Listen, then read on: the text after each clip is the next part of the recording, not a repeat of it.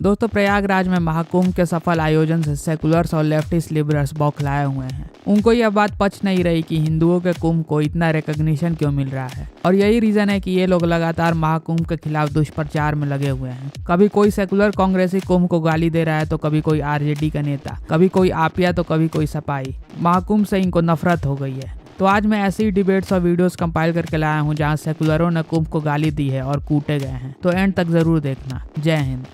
शौच के अंदर डुबकी लगवा रहे हैं, आचमन करवा रहे हैं, ये सीपीसीबी की रिपोर्ट में आज सामने आ गया। तो मुझे लगता है कि उसके लिए भी इनको पूरे देश से माफी मांगनी चाहिए। देखिए, ये सब एक ही लाइन के चट्टे बट्टे हो गए। ममता जी ने आज कहा वो मृत कुंभ है, ये आज कह रहे हैं कि कुंभ में शौच की डुबकी लगाया जा रहा है।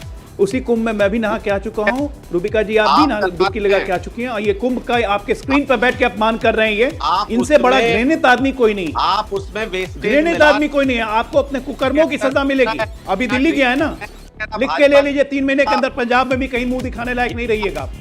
और आप लोग की जगह एक ही है, तिहाड़। सारे केसेस खुलेंगे भ्रष्टाचार के, एक विभाग के भ्रष्टाचार खुलेगा। सरकार के शपथ ग्रहण के अगले दिन विधानसभा में सीएजी की रिपोर्ट टेबल करेंगे ना, उस दिन एक साथ सारे के सारे नपेंगे आप लोग। भ्रष्टाचारी कहीं के कुंभ को शौच का डुबकी कह रहे हैं आप? हिम्मत कैसे हुई आपकी? गंदा करने का पाप किया, उसकी सफाई मजाक समझा हुआ है क्या?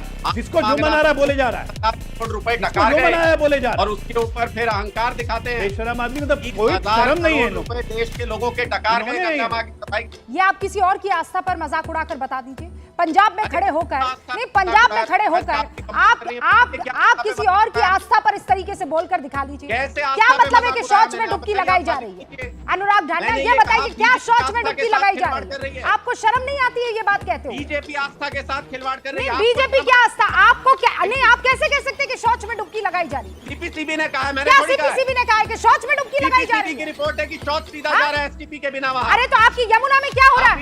और ये देश की सारी नदियां, हाँ, यहाँ बैठकर आप 12 साल यमुना नदी के साथ आप लोगों ने क्या किया है हम सब जानते हैं, और ज्ञान बांट रहे हैं। आज 22 सीटें लाकर आप ज्ञान बांट रहे हैं। विपक्ष में कुछ भी कह देना, हाँ, धर्म के धोखेबाज हैं यहाँ पर। यमुना नदी की हालत क्या कर रखी है, और शौच में डुबकी लगाने करोड़ों लोग देख रहे हैं आप। अरे आप इनसे पूछिए ना, करोड़ों लोग आपको देख रहे हैं। अरे वो सवाल पूछिए, पर ये कोई तरीका है बोलने का कि शौच में डुबकी लगा के आए हैं? शर्म भी नहीं आती आप लोगों को ऐसी कोई बातें करते हुए? आपको मतलब कोई आस्था से कोई मतलब ही नहीं है आप लोगों को। बाकी सारे धर्मों का सम्मान करेंगे, लेकिन आप हिंदुत्व का सम्मान करने से अपने आप को दूर रखेंगे। आप क्रोनोलॉजी समझ लीजिए। जो सरकार 10,000 करोड़ रुपया कहां चल गया? योगी जी की सरकार से सवाल है। 10,000 करोड़ रुपया कोई 1-2 रुपया तो होता नहीं। चित्रा जी, आप भी जानती हैं, जो सरकार केवल अपने प्रचार में सारे पैसों को खर्च कर रही है, जहां भयंकर लूट हो रही है, मेला अधिकारी से लेकर के और जो वहां का एसएसपी, सारे लूट तंत्र जो लगे हैं। तू है कौन रे? वो कह रहे हैं आप भी हो सकता है भ्रष्टाचार में लिप्त हो, वो आपके ऊपर आरोप लगा रहे हैं। मैं इसीलिए कह रहा हूं ना कि सफाई अयासों का अड्डा हुआ करता था, जिसमें अयाशियां हुआ करती थी। ये बताने की जरूरत नहीं है कि मुंबई से कौन कौन आते थे, और मुलायम सिंह का वंश जो है उस अयासी में शामिल होता था। पूरा मुलायम सिंह का वंश। दरबारी गीत गाने वाले अब मैंने कहा ना कि अब दर्द शुरू हो गया। अरे अब तो सुनो तो सही ना। मुलायम सिंह जो वो आदमी मुलायम सिंह जो कहे कि बच्चों से गलतियां हो जाती है, ऐसे दरिंदे की पार्टी, पद्म सम्मान दिया है बीजेपी ने मुलायम सिंह यादव को। प्लीज सर, प्लीज, मुझे लग रहा है इस तरह की भाषा से थोड़ा, इस तरह की भाषा नहीं बोलनी है, इस तरह की भाषा नहीं बोलनी है, इस तरह की भाषा नहीं बोलनी है। ऐसे बेशर्म आदमी को ठीक है, आराम से, ठीक है, आप उनके ऊपर बोल लीजिए। मुलायम सिंह यादव जी को लेकर आने की क्या जरूरत है? मानित है जो योगी जी ने कहा है कि 60 करोड़ लोग शायद ये टच कर जाएंगे, तो वो 60 करोड़ लोगों की आस्था पे सवाल है अगर ये वहां पे मृत्यु कुंभ जैसा शब्द यूज करती हैं। और ये सिर्फ सनातन ही इतना टॉलरेंट है कि आप हमारे इतने बड़े आयोजन सर्व कुंभ जो 144 साल बाद आया है, आप उसके लिए इतनी भद्दी टिप्पणी कर सकती है। अगर हिम्मत है, दम है, तो आप किसी दूसरे धर्म पे इस तरह का चोट पहुंचा के देखिए, आपको जवाब मिल जाएगा। ऐसी चोट जो है धर्मेंद्र जी, आपसे इसलिए पूछूंगी क्योंकि ममता, और जरा संजय जी का ऑडियो ठीक करा लीजिए। मैं इसलिए पूछ रही हूं क्योंकि आपके नेता 2013 में कहते हैं कि मुझे गर्व है कि मैं इस आयोजन को करा पा रहा हूं, महाकुंभ का आयोजन। अब वो कहते हैं महाकुंभ जैसा शब्द ही नहीं है। क्या मतलब है इसका धर्मेंद्र? सुचारिता जी, अगर विपक्ष व्यवस्थाओं पे सवाल खड़े, ये व्यवस्था पर सवाल नहीं है, सुन लीजिए मेरी बात, ये व्यवस्था पर सवाल नहीं है। हाँ। एक प्रचार पूरा ऐसा चल रहा है कि कुंभ को दरकिनार किया जाए, कुंभ को लेकर एक ऐसा भ्रम फैलाया जाए कि कुंभ नहीं है, मृत्यु कुंभ है। सर क्या मांग करेंगे कुंभ में सर? जिस तरह से भीड़ बढ़ रही है, अरे सब कुंभ का क्या कोई मतलब है? फालतू कुंभ। चड्ढा समझाओ, इसे समझाओ। देखिए, ऐसा है ना कि दो तरीके के गिद्ध होते हैं। एक गिद्ध जो आसमान में घूमते रहते हैं, कहीं भी बड़ा सारा गला खाने के लिए आ जाते हैं। दूसरे ये राजनीतिक गिद्ध है कि किसी भी विपदा आपदा की स्थिति में अपनी राजनीति चमकाने के लिए कुछ भी करने लगते हैं। तो ये राजनीतिक गिद्ध है और जनता समझ रही है कि राजनीतिक गिद्ध है।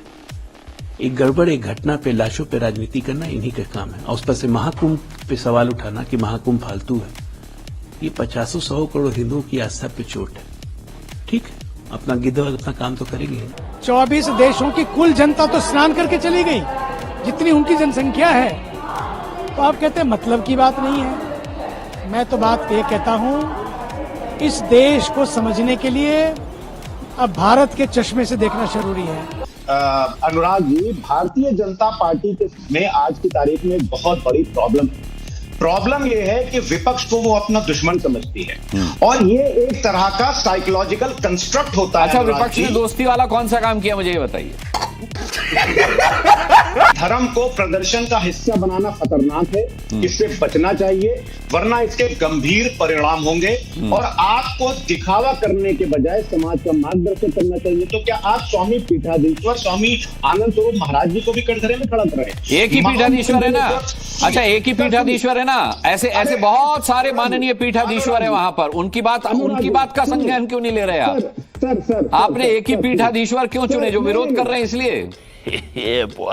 और आज पूरे दुनिया भर से जो लोग ये डेलीगेट्स पहुंचे हैं, वो सब दांतों तले उंगली दबा करके देख रहे हैं कि इतनी बड़ी संख्या कहीं एकत्रित हो रही हो और उसके बावजूद प्रशासनिक व्यवस्थाएं इतनी दुरुस्त है, साफ सफाई की व्यवस्था इतनी चुस्त दुरुस्त है, ये बर्दाश्त नहीं हो रहा है। और इसीलिए ममता बनर्जी सरीखे लोग जानबूझ करके अपने राज्य में रामनवमी की यात्रा नहीं निकल पाती है, दुर्गा प्रतिमा के विसर्जन नहीं हो पाते हैं। कोई ऐसा हिंदुओं का आयोजन नहीं है जिस हिंदुओं के आयोजन में दंगे की पृष्ठभूमि ना लिखी जाती हो। दोस्तों, उत्तर प्रदेश के प्रयागराज में जिस तरह से योगी आदित्यनाथ जी के शासन में महाकुंभ को सक्सेसफुली ऑर्गेनाइज किया गया है, वो काबिले तारीफ है। कुंभ को देख के हिंदू विरोधियों को रात को नींद नहीं आ रही, वो टेंशन में आ गए हैं। सेकुलर पार्टी के नेता और प्रवक्ता टीवी डिबेट्स में आके कुंभ को भला बुरा कह रहे हैं, लेकिन इस बार हिंदू जाग उठे हैं। वो आने वाले चुनाव में इन चुनावी हिंदुओं से बदला अवश्य लेंगे। जिस तरह से पूरे देश में भाजपा की लहर चल रही है, सेकुलरों द्वारा कुंभ को गाली देने से ये लहर और भी फैलेगी। तो वीडियो पसंद आई हो तो लाइक शेयर जरूर करना।